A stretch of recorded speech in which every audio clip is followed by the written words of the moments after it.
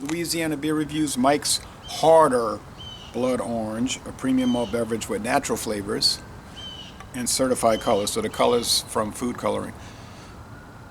It's crafted to remove gluten, and they talk about on their website how they got this insignia developed with the U.S. government. They had to convince them to approve it, which they finally did. 8% alcohol. A viewer told me, how come you never reviewed this one? And I thought I had, but I had not.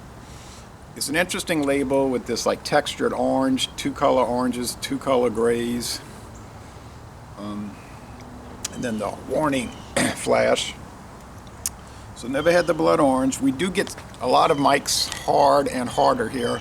Mississippi gets some that we don't get. It's brewed across the United States for Mark Anthony Group, the owners of Mike's. New York, Rochester, New York, that's Genesee Brewing. Memphis, Tennessee, that's the old Schlitz Brewery that's owned by City Brewing today. In La Crosse, Wisconsin, the old Heilemann Brewery owned by City Brewing today. Mike's doesn't make their own products, they contract it out. They're a brand holder. I visited the Heilemann Brewery the day it was bought out by Stroh's in 1996. I didn't take a tour, but I went in the gift shop, bought a keychain, and as soon as I left there, I turned on the radio. Heilemann's has been bought out by Stroh's. There's a big controversy about that on the radio. People were worried about their jobs, and then 3 years later, Stroh's sold out to Pabst. Pabst sold off all the breweries. Well, they shut down the brewery in San Antonio, but there's talk they're going to restart it. And they talking about, they bought the Miller Brewery in Los Angeles County, California, and they're talking about reopening that one, start production up again there.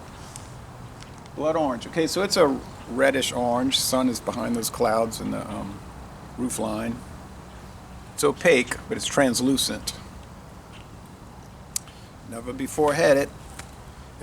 If the other ones are any indication, it'll be fine, be a little overly sweet, but like some people call them Alco Pops,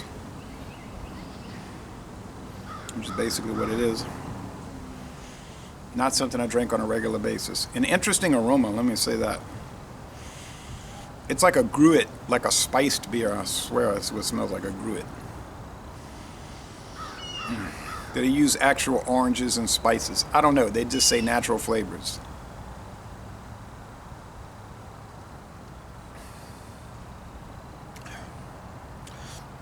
Same thing in the flavor. Blood orange, I don't really like blood oranges. Something strange about the flavor. I don't like oranges. I don't like fruit anymore, but they're a little peculiar. But this one tastes spiced.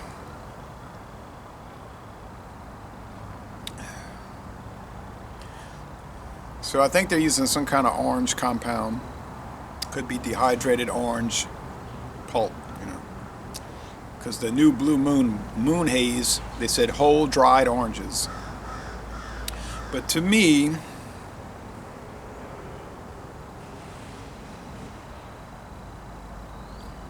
the body is high medium, the finish is semi-dry.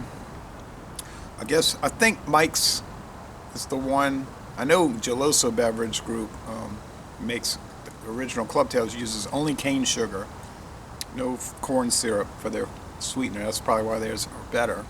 But the Mike's seem better too, and the Mike's harder. So I'm thinking they're probably using cane syrup or cane sugar and avoiding the corn. Probably using corn to build their odorless, flavorless base, malt base, with, of course, in conjunction with barley malt. But back to the flavor. It definitely tastes like a spiced product.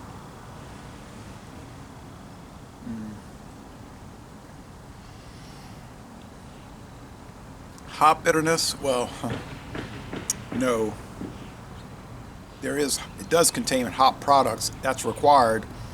Malt beverages are required to have that under the U.S. government regulations.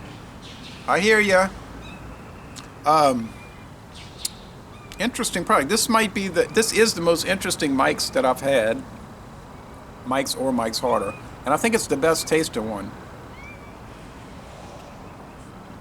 Because I did not expect a spiced, and that could be a misapprehension of it. Or it just could be the blood orange flavor that tastes spiced to me. Spice like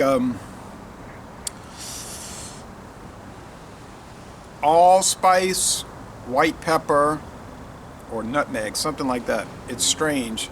So, caught me off guard here. I'm curious to watch the video reviews for it. But I'm convinced it's spiced. But with no proof except the taste. So, Les Bon Temps Relais. No. Don't hit it. Don't hit the tripod. Les Bon Temps Relais. A very interesting product. I'm going to score this. Come see. Go out in the yard and show the people that you can be on the video. Go out in the yard and show the people. I'm going to score this. It's really good. I couldn't drink but one can.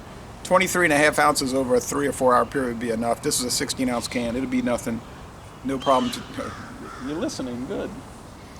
This would be nothing to drink in that volume.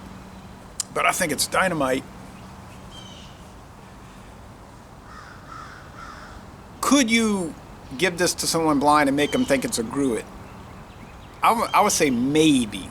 60% chance you would not convince them of that, but there's a 40% chance, which is a reasonable probability that you could do that. If you could keep a straight face or whatever, because it's it's a mass-produced common product. They had them at Racetrack, 2 cans for $3.50, which I didn't think was a bad price, and so 95 out of 100, a 9.5 out of 10. That seems high, doesn't it? But that's how good it tastes. So 9.5 out of 10, a most excellent, flavored, interestingly flavored American malt beverage. And I'm going to end this review by saying, y'all go to Memphis, Tennessee, and tour the city brewery.